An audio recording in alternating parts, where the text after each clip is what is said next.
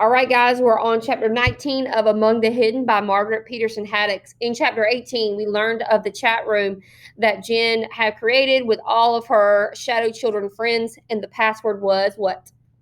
Free, because they want, right? Freedom. So in chapter 19, Luke is now leaving Jen's house. Luke left Jen's that day with a pile of books and computer printouts clutched to his chest. Some reading material for you, she said, so you'll understand. Back in his own room, Luke sat down on his bed and opened the first book. It was thick and carried its title in ominous black letters, The Population Disaster. The type inside was small and closely spaced. Luke read a sentence at random. The sentence read, "While debate continues over the carrying capacity of the earth," he skipped ahead, "if the total fertility rate in industrialized countries have remained at or below 2.1, Luke saw that reading this book would be like puzzling out the letters Dad got from the government. He glanced at the other two books, The Famine Years Revisited and The Population Reversal. They looked no easier. The computer printouts were at least brief, but both The Problem of the Shadows and The Population Law, Our Country's Biggest Mistake, were full of big words. Luke sighed. He was tempted to put the books aside and just ask Jen to explain them to him, and he might have except for what she said as she began handing them to him. "Oh my gosh, I didn't think you could read." "Can't you?" "Of course I can read," Luke answered stiffly.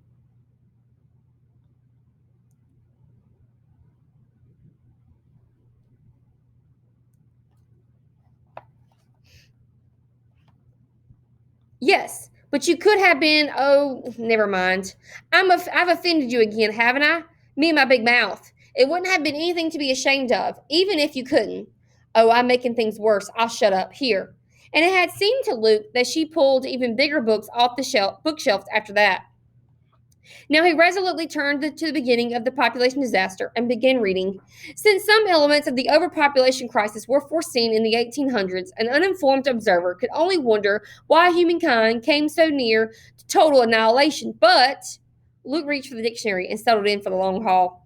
It rained for the next several days, so Luke read constantly, not even tempted to race over to Jen's instead. He could hear Dad begging around downstairs, stomping in and out from the barn or the machine shed.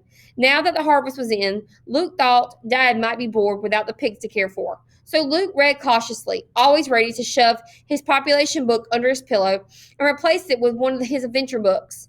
The preparation paid off on the fourth day when he heard Dad's footsteps on the stairs. "Hey, Luke, what are you up to?"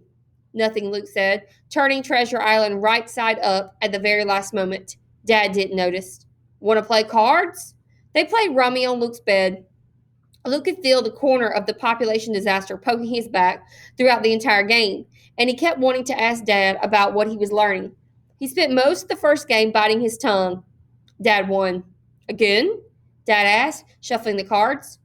"If you don't have any work you've got to do in November with no livestock, only work I've got now is figuring out how we're going to pay our bills once the hog money runs out."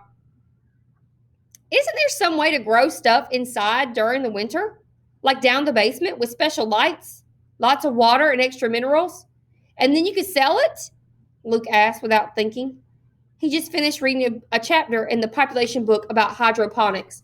All right, so hydroponics is whenever you grow food in water and nutrients with a lot of light, and they can be done inside. So when I lived in Japan, they grew the strawberries hydroponically, and they were these perfect strawberries. And I always tell my students the story about these incredible strawberries. So I'm going to tell you guys this story too because it's such a good story. So strawberries grown there, they're this perfect red. They're always sweet. Every single strawberry you get, it's just like, it looks like it's plastic almost because it's so good. And over there, one strawberry is like $1. So it's 100 yen in Japanese money. So it's about $1. So if you were to buy like a little tray of strawberries, like 6 or 7 strawberries, it would be like $6 or $7. And my oldest daughter is Elizabeth, and I think she was 4 at the time. She loves strawberries. That's her favorite food. And she always wanted strawberries. And I'm like, oh my gosh, they're so expensive. Because I buy a little thing of strawberries, she eats them all at once, and then wants more for $6 or $7. So I heard about this market that grew, that sold the strawberries, the hydroponic strawberries. And someone told me, they're like, for this little thing of strawberries, it's like 300 yen, which is like about $3. So it's like half the price, and you get more strawberries too. And so where we lived in Okinawa in Japan, it wasn't far to get there. It was probably only like 10 or 15 miles, which is like leaving here and going to North Augusta. But the problem was there's so much traffic, and you drive really slow. You drive like 25 miles per hour. So it took us about an hour to get there. So we get there, and I had $30, which was about 3,000 yen, and I bought $30 worth of strawberries for my daughter. So I was all excited about it, right? So I bought these $30 worth of strawberries, and I had a little brown bag, and I was all excited to take these strawberries home because they're so perfect, right? And they're all sweet and just amazing. So I'm driving home, and I've got my little one. She's a baby at the time, and I've got Elizabeth, and she's like 4. And I'm driving home, and I'm stressed out because there's so much traffic at this time of the day when I'm driving home, and it's taking me, instead of an hour to get home, an hour and a half. So I'm just focusing on the road. And we finally get home, and I'm like, whew. Finally get home after getting all these strawberries, right? So I kind of turn around in the car, and I look back at my girls, and Elizabeth just has red all over her face. And there are strawberry stems all over the back of the car, and there's not one strawberry left. She has eaten all $30 worth of those Japanese hydroponic perfect strawberries. They are all gone. So that's my hydroponic story for you guys. I know it's so fun, interesting. But a lot of people will grow food like that when it's like a really cold place, like in Russia. They'll grow food indoors where they have a lot of lights, and they can put in the nutrients and the water into the food they're growing. Back to the story. All right. Dad squinted at Luke. Seems I did hear of that once, Dad said. Luke won the next hand. Dad didn't seem to be concentrating. At the end, Dad said, mind if we quit now? Luke was terrified. Dad would ask where he heard of hydroponics. So he just said, no problem. Dad left muttering, growing food inside. Luke wished he had the nerve to talk about the population law or the famines, or even some family history. Remember, famines is when there's not enough food. And we've had that in our past, in our history, and we'll get into that more when we talk about immigration. Once he got past the dense language, the books Jen had loaned him were full of revelations.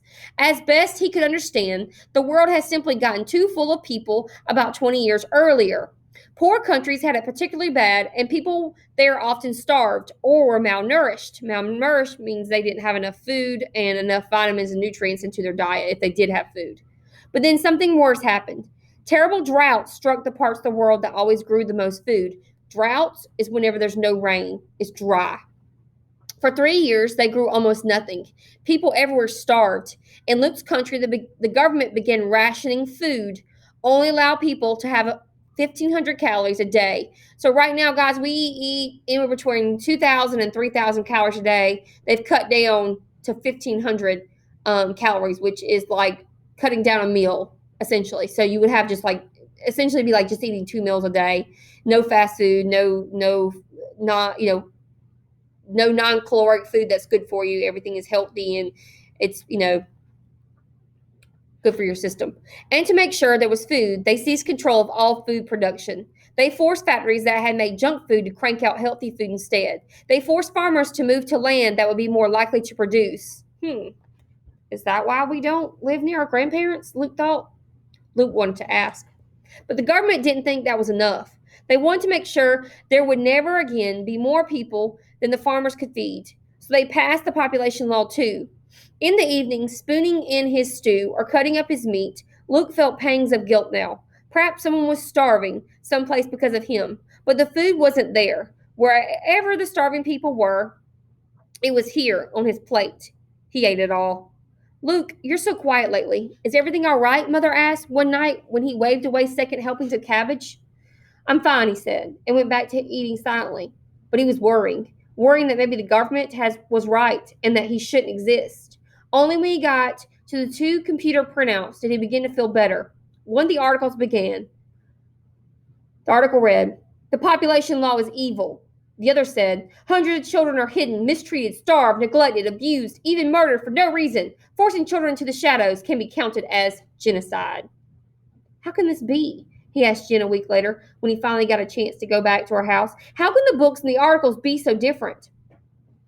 She handed him a glass of soda. What do you mean? She asked. Luke pointed to the population disaster. This book says the human race would have gone extinct if we hadn't had the population law. And this, he held up and shook, the problem of the shadows article. This says the population law was totally unnecessary and cruel. It says there was plenty of food, even during the famines, except that the barons were hoarding it. He remembered that Jen was a baron. Sorry. Jen shrugged, not the least bit offended. So what's the truth? Luke asked. Jen shook potato chips into a bowl. Well, think about it. The government allowed those books to be published. They're probably even paid for them. So, of course, they're going to say the government wants people to believe. They're just propaganda, lies.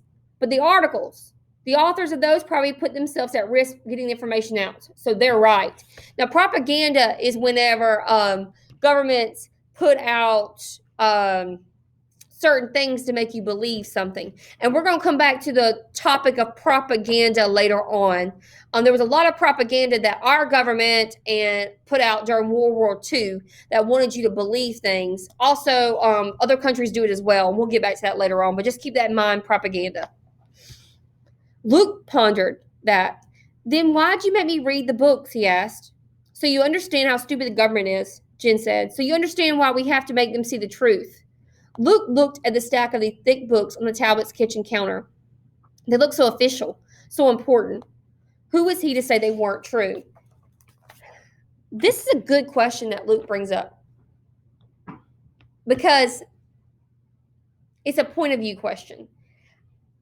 Anytime we have like a war or a battle, whatever, of course that country or that side thinks they're right. And of course we think we're right. So who's really right? Right? It's not that easy. And so in this predicament, you have the government who has the population law and wants to enforce it because there's not enough food and the population is skyrocketed. You have people starving. And then you have on this other side where you have children who are hidden away because they don't want to be discovered and then taken away because they are breaking the law. So who's right? Now, you don't want your people to suffer and starve, but then you also got this mysterious group of people who are suffering and who are starving and who are neglected. So there needs to be like a medium or a balance, and there isn't here. It's either, you're going to starve or you might starve. There's no in between. And so we're going to see in this book where Jen thinks the government is totally wrong, but Luke says he can see both sides of the story. So it's kind of like whenever your friends are having an argument, but you're kind of in the middle. Like, whose side do you choose? Sometimes you can't choose a side because sometimes they're not all the way right. Now, we don't want people to starve, but we also don't want kids to be hidden away because their parents had them. So really think about that. And then also if you want to, you can look up propaganda posters, and specifically World War II propaganda posters, and we'll come back to that later on as well. All right, guys. So we'll be reading chapter 20 next.